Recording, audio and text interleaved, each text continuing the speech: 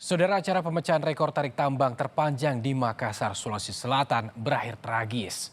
Seorang perempuan yang merupakan ketua RT meninggal dunia setelah diduga terbentur pembatas jalan akibat terjatuh saat menjadi peserta tarik tambang.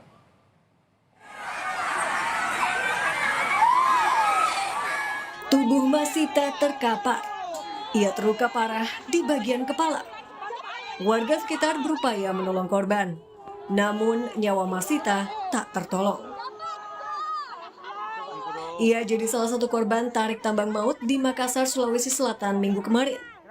Acara pemecahan rekor tarik tambang 5.000 meter yang dihadiri Ikatan Alumni Universitas Hasanuddin Makassar ini berakhir tragis.